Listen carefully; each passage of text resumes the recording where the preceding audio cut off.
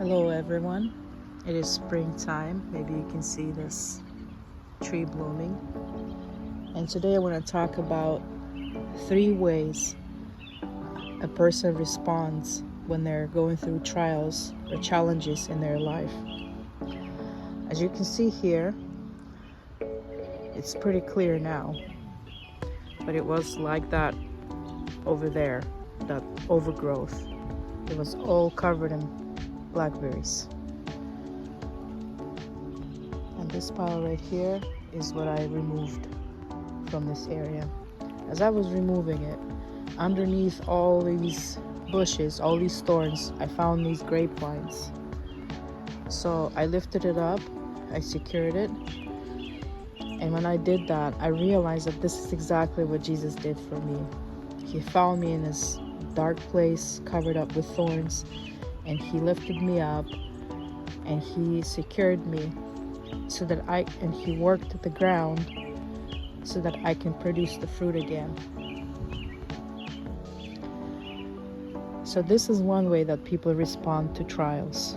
We just get suppressed by the heaviness, by pain, by stress, by anxiety, by pain, bad relationship, bad decisions, you name it, whatever you're going through, and it can just weigh us down and completely cover us and not give the room to grow and produce fruit and see the light.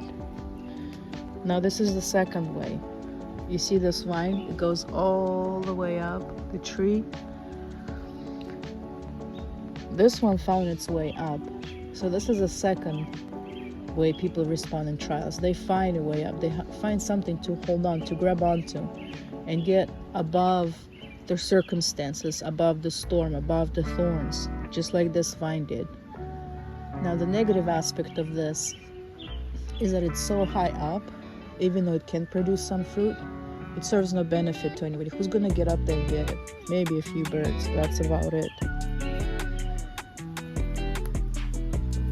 Hello, Lapka.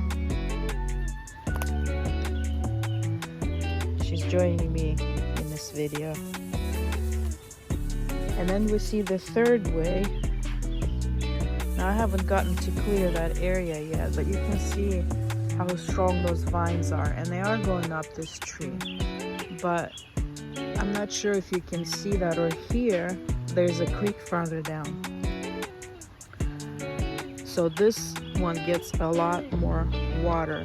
So despite all of these blackberries trying to choke it out and cover it up, because it was so close to the source of the water, it is much stronger, and it's just going in all sorts of directions. Now some of the vines did go up the tree and they produce fruit out there, but there are some that are lower down here and they also produce. So these are the 3 ways. To recap, 1 is we completely get covered up in trials and just covered up by darkness and stay there until Jesus rescues us. 2, we grab onto something that motivates us and lift ourselves up and manage to produce some fruit, but not many can reach it, so it's not very beneficial. And the third one is when we're close to the water, we get above those bushes and we can grow in different direction and produce. But in every single scenario, we do need God, we do need Jesus to come and remove the thorns.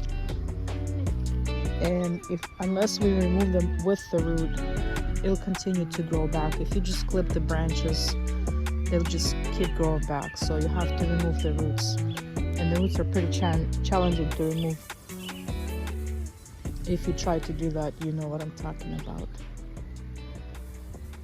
So I'm so grateful that we have someone, an intercessor, someone who cares and loves us deeply, who is willing to get dirty, who is willing to come and dig into the ground and remove everything that is causing us to stay where we are and preventing us to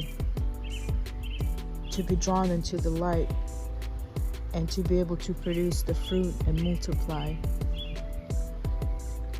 This is something that I would like to share with you all, and I hope you have a blessed spring, because it is time of renewal. It is time when everything comes alive again. And the cats are playing hunting games. Well, I hope you have a wonderful day, weekend, wherever you are. And may you be blessed, and I hope you are encouraged by this example here. May you have peace and love which surpasses all understanding.